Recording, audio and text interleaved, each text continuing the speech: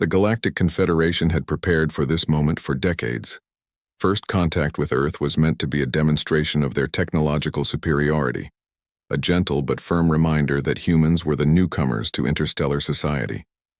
Admiral Voss stood on the command deck of the lead vessel, the Celestial Dominance, watching as the fleet of 20 sleek, crystalline ships approached the third planet of the Sol system. Scanners detect primitive orbital installations and rudimentary spacecraft, reported Navigator Trell, her 4 eyes blinking in sequence as she reviewed the data. Nothing that poses any threat to our fleet. Voss nodded, mandibles clicking in what passed for amusement among the Ardorian species. As expected, the diplomatic corps insisted we bring this many ships to impress them, though 2 would have sufficed.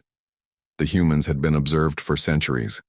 Their rapid technological advancement had caught the Confederation's attention, but their constant internal conflict suggested they were still centuries away from true interstellar capability. This formal introduction was merely a formality, the beginning of Earth's long vassalage under Confederation guidance. Entering Earth orbit in 5 minutes, Trell announced. Communications are prepared to broadcast the standard greeting in all Earth languages. Voss straightened his ceremonial armor. Excellent. Let them see us in all our... Admiral. The tactical officer's voice cut through the command deck. Multiple vessels emerging from Earth's oceanic regions. Voss turned sharply.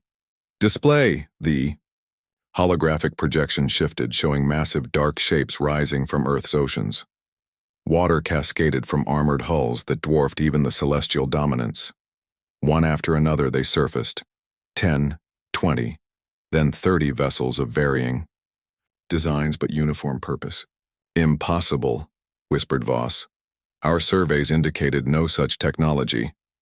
Commander Reed of the UEN Leviathan watched the alien fleet with practiced calm. Humanity had known about the approaching vessels for months.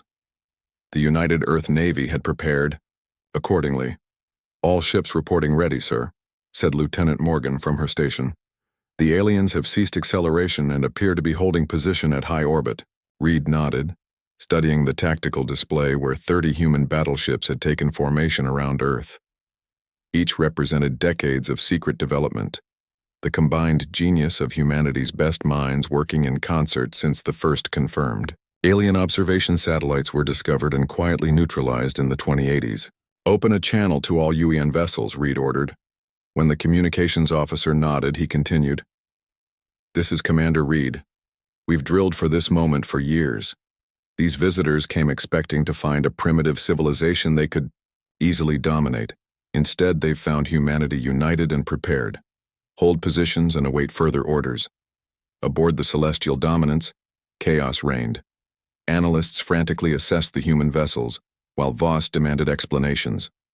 The largest human ships measure nearly 2 kilometers in length, reported the science officer. Power readings suggest advanced fusion drives, and their hulls contain materials unknown to our database. Weapons? Voss demanded.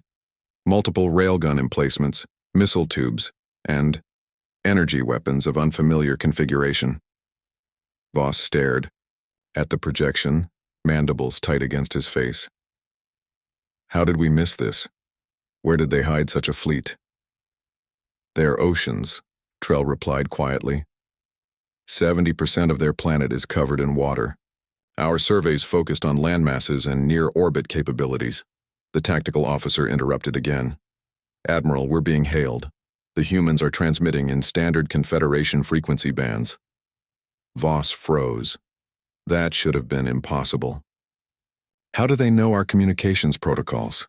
No one answered. No one needed to. The implication was clear. The observers had themselves been observed. Accept the transmission, Voss ordered. Commander Reed's face appeared on the main screen. A bipedal being with only 2 eyes and peculiar fur atop its head. It spoke in perfect Ardorian. Greetings, vessels of the Galactic Confederation. I am Commander Reed of the United Earth Navy. We welcome peaceful contact with galactic civilization. Voss composed himself quickly. I am Admiral Voss. We come in peace to welcome Earth into the Confederation. Reed smiled slightly. We appreciate the gesture, Admiral. However, Earth will be determining its own relationships with galactic powers. We suggest a diplomatic meeting on neutral terms, perhaps the neutral station in your second vessel. Voss felt his blood cool. They even knew about the diplomatic chambers. That would be acceptable, he managed. After the transmission ended, Voss turned to his senior staff. Reassess every assumption we made about humans. They've been 3 steps ahead of us all along. 2 days later, in the diplomatic chamber, human representatives sat across from Confederation diplomats. The lead human negotiator, Director Powell, spoke with confidence that belied her species' supposed inexperience.